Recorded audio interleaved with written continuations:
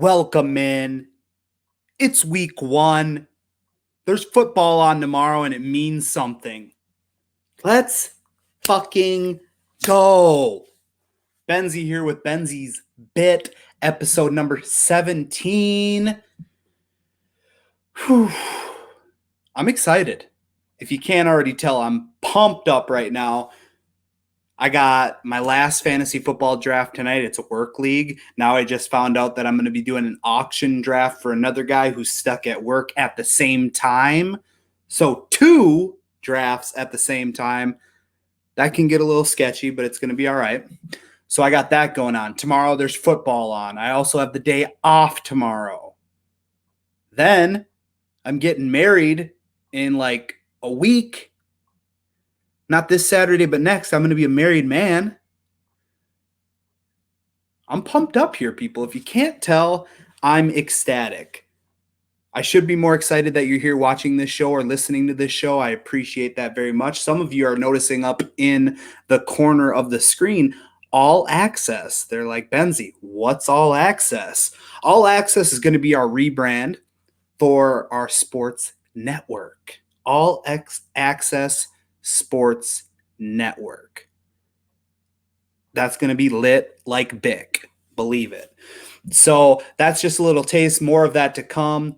Once again, follow me on Twitter at TwistBenz. Today's episode is jam-packed. I'm going to go over my picks for week 1 in the NFL.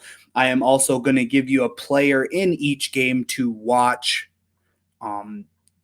Very excited about that. Then I've got the baller of the week, the bonehead of the week, and the buzz around the sports universe. It's going to be awesome. Let's get into it. Right off the bat, we've got the breakdown. Like I said, it is going to be my week 1 picks. First game is tomorrow night. That is Houston at Kansas City. I have the Chiefs winning that game. The player I want to watch is simply because he's on my fantasy team. One of the 5 leagues that I'm in. I'm very excited. It was my auction league that we did when was it? It would have been Labor Day night. It was a shit show of a draft, but I got Travis Kelce. So I'm excited because I feel like Travis Kelce is Patrick Mahomes' safety blanket. And when it comes to the Houston defense, when it comes to him just week 1 shaking out the cobwebs, I hope he relies on Old Faithful and goes to the well of Travis Kelce. So he is my player to watch in that game. Once again, I have the Chiefs winning. Next, the Green Bay Packers at my Minnesota Vikings. I do have the Vikings winning that game, solely dependent on Dalvin Cook. Dalvin Cook was talking about in the press recently how he is not concerned about contract negotiations. We'll get to that down the road in the buzz, but Dalvin Cook is my player to watch in that game. I expect him to get fed. Next, Bears at the Detroit Lions. A lot of people that I know are kind of high on the Lions, and I'm not. I am going to pick the Bears and Trubisky at the helm. He is not my player to watch. It will be Allen Robinson II. I feel like he's always a target machine, and if he can get some yards after catch, they will be sitting just fine.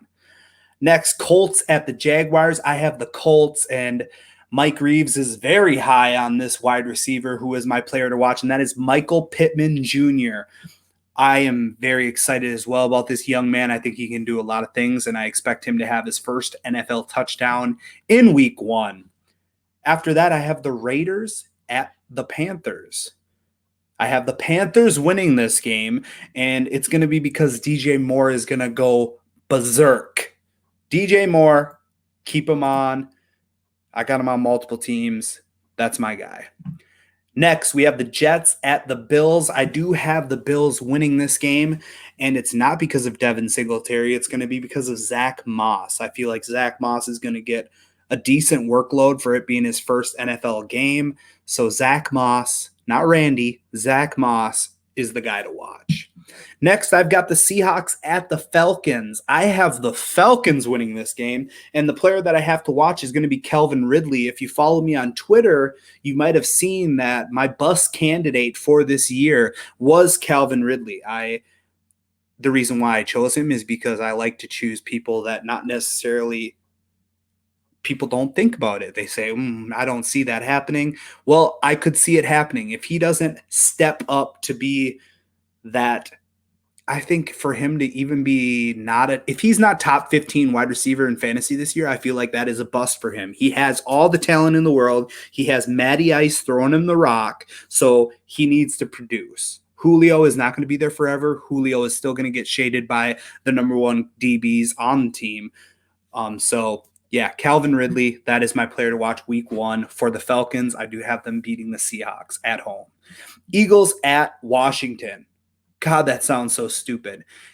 It's Eagles at the Redskins until they get a different name, because that name, Washington football team, ain't going to fly with me.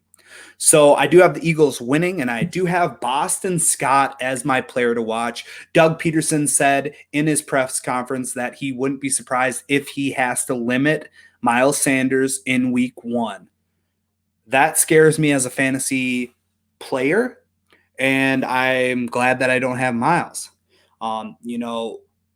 Boston Scott can produce. He's not a running back 1 on a team by any means, but he is a backup, so he is my player to watch. Next, I have Dolphins at the Patriots. Who I want to watch is I want to watch Matt Breida. Once again, the guy that's not number 1 on the depth chart. Jordan Howard is number 1 on the depth chart, but I feel like Breida is going to get more reps when it comes to timely manner. I think Jordan Howard will be more their third down and goal line back, but Breida can be explosive. Whenever he's healthy, he is explosive. So that is my player to watch. I do have the Dolphins beating the Patriots. Just saying that sounds weird, but I think it's time for the Patriots to tame down, especially with the new quarterback at the helm. I don't see it translating well in week 1.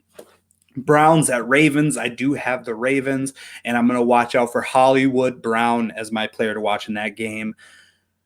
I'm hoping Lamar can throw the rock and actually utilize his arm more than his legs, but we'll see what happens. Chargers at Bengals. I do have the Chargers winning that, and rather than me picking the obvious of Eckler as my player to watch, I'm going to pick Tyrod Taylor.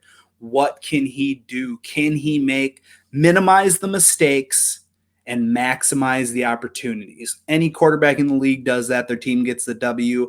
I'm excited to see what a veteran like Tyrod Taylor can do with the weapons that the Chargers have. Bucks at Saints. I do have the Saints winning that game, even though all of the hype around the Bucks organization. My big guy to watch is going to be Alvin Kamara. With all of this contract negotiations and all of this who knows what that's up in the air right now, can he focus on week 1?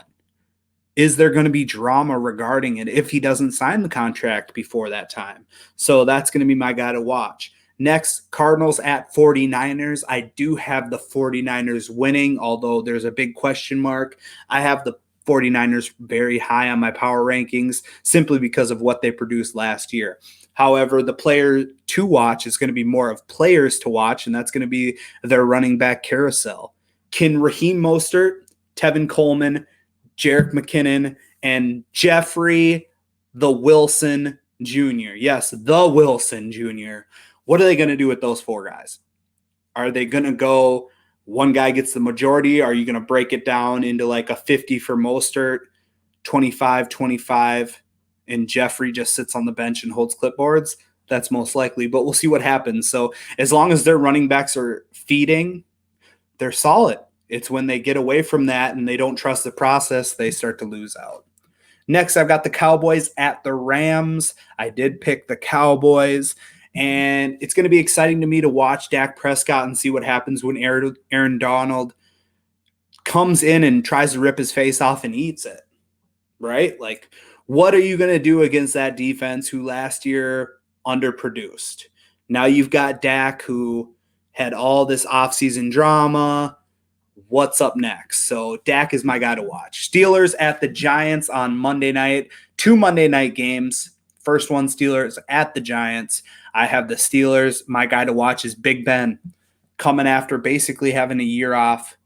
What can you do now? Are you over the hill, or can you still produce?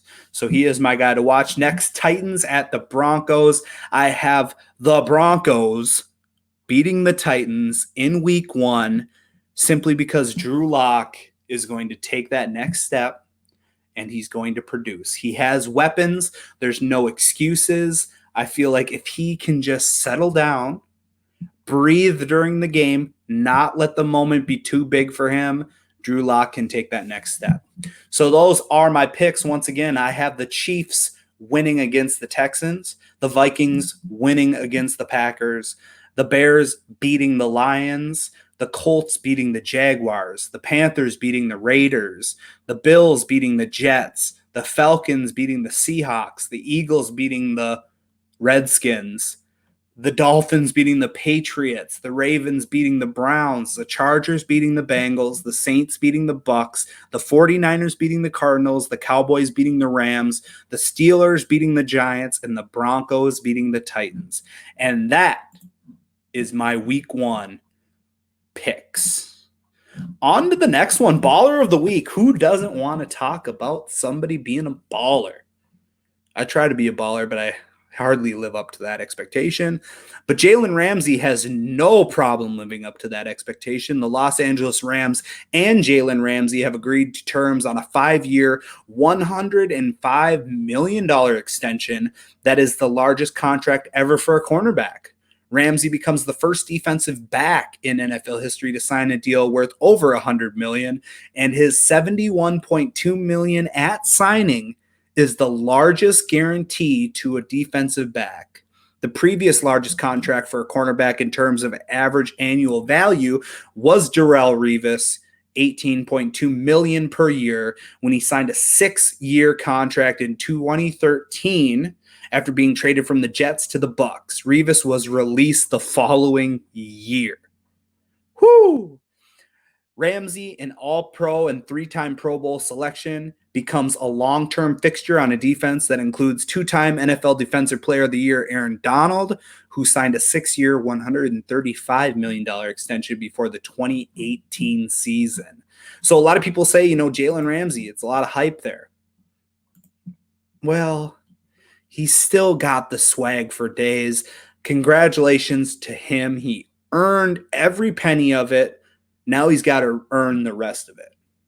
If that makes sense. He earned the deal. Now he's got to earn the deal. We'll go with it. All right, into Bonehead of the Week. This is Mike Budenholzer, a.k.a. Bud. That's what they call him, Bud.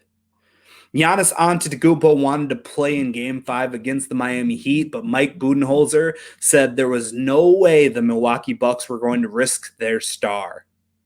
Giannis would always play, Budenholzer said. He wants to be there for his teammates, so really, really hard for Giannis. But I think it was pretty clear from everybody else's perspective what needed to happen. What are you talking about, bud? You got your star. You got your MVP. You got the guy that got you to where you are. He is your team, whether you like to think that or not. People say that the Bucks are a deep squad. Look what happens when you don't have him. Some people are trying to say, oh, well, maybe the Bucks are better without him. That's hogwash. Milwaukee is a shit market, just like the Minnesota Timberwolves is a shit market. And Lightning, you had it. They were the best team before the break. Before the bubble break, they were the best team, right? Even before they sat out the game for social injustice, before they sat out that game, they were the best team in the league. And then they came back, and what happened? Giannis talks a lot about how it's hard to focus on social injustice and play in the playoffs while being in a bubble. 3 things that are going on, and it's hard to juggle. Understandable, Giannis. I get it, but it is what it is, right? Such is life. But for Mike Budenholzer to say that he was doing what's best for the franchise by not risking their star, you don't even know how much time you have left with that star. And I understand you were down 3-1. I get it. The series is basically already over. You shouldn't have even won the last one when he got hurt. I understand that. But you play the man because he is your franchise. And if he wants to play and he goes out there and he plays 5 minutes and he can't take it anymore and he pulls himself out, then he does that.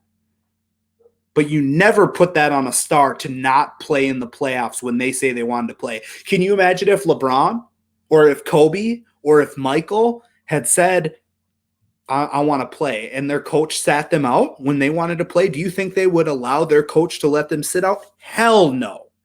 Hell no. I don't care what your doctor says. I don't care what your GM says.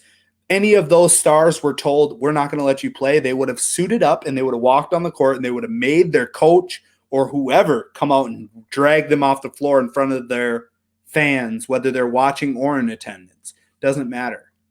So Budenholzer's steadfast belief in his system and his stubbornness with regulating the minutes load of his brightest stars were his demise. In many ways, the Bucks have lived by their system and they fall apart and die by it as well. Budenholzer is a two-time Coach of the Year, owns a 116-win, 39-loss regular season record, and now has a 15-10 overall playoff record with the Bucks. 15-10. Bonkers, man. Bonkers. Like I said, let the guys play. Don't make that a reflection of you and your judgment. All right, on to the buzz. Plenty of current events in today's sports universe. First one, as I was talking about earlier, Vikings running back Dalvin Cook not worried about contract situation days before the opener. He is set to play out the fourth year of his rookie contract that would earn him $1.33 million this season. And he stated, I'm prepared enough to go play, and I'm physically ready to play. We've got a young group that I'm looking to lead and to get somewhere this season. I'll let the business take care of the business. That's exactly where your head is at. That's exactly what you say, and that's exactly what's going to get him paid. He knows that if he takes this season and produces and remains healthy as much as he can, I understand that there are tragic accidents that happen in the game. It's a physical game. I get that, and he understands that, and I think most of the NFL does as well. But if he goes out there and produces, he's going to get a huge bag next season. So good for him. On to the next one. QB Joe Burrow named Bengals team captain as rookie. Joe Exotic, a.k.a. Joey B, says, it makes you feel good for sure, but I'm going to have to continue to do my job. If I don't play well, that all goes out the window. That's what I'm focused on right now, is playing really, really well and doing my job. Well, I hate to break it to you, Joe. Your offensive line, even though it's going to be a little bit better than last year, is garbage. And that's coming from a Vikings fan. Okay? So week one, going to be pretty tough. You're going to get sacked quite a bit. But it's about staying with it, trusting the process, and going with it. Good attitude. Hope you continue to be the captain. You deserve it. NBA is eyeing November 18th as a new draft date. The delay would allow the league and union to negotiate amendments to the collective bargaining agreement and agree on 2020/2021 salary cap and luxury tax thresholds. Teams had significant concerns that a mid-October draft would leave them without the necessary information on future salary caps to conduct the typical draft night business of trades, buying and selling picks, and the selecting of players. So that's good news. Bucks Marvin Williams, retiring from NBA at the age of 34, says Miami got the best of him. I'm kidding. He did not say that. He says he's been very blessed. Williams voiced the decision on Tuesday after earning 11 points and 8 rebounds in the Bucks' 103-94 season-ending loss to the Miami Heat in Game 5 of the second-round series. The former University of North Carolina Tar Heel was selected second overall in 2005 by the Atlanta Hawks. Williams, 34, averaged 10.2 points and 5.2 rebounds in 1,072 NBA games. Basically, what you're saying is Jimmy Butler made that man retire. Way to go, Marvin. San Diego Padres, Eric Hosmer, likely out 2 to 3 weeks with a broken finger. He has been put on the 10-day injured list with a broken left index finger suffered while bunting with 2 strikes the night before. What are you doing bunting with 2 strikes? I understand if there was maybe no outs and the guy's on second and first and you are sacrificing yourself, but even with 2 strikes, you should never be bunting. I don't care what anybody says. Well, you're now on the 10-day and likely to miss at least 2 to 3 weeks with a broken finger. Good for you, Eric. Next, LSU allows nearly 26,000 fans at football games according to the 25% capacity plan. Fans will be required to wear face coverings and observe full social distance guidelines because of the coronavirus pandemic.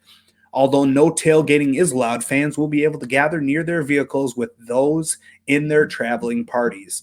All that says to me is go out, rent a school bus, bring your tailgating buddies, and throw a rager before you go watch Coach O scream his heart out at his guys.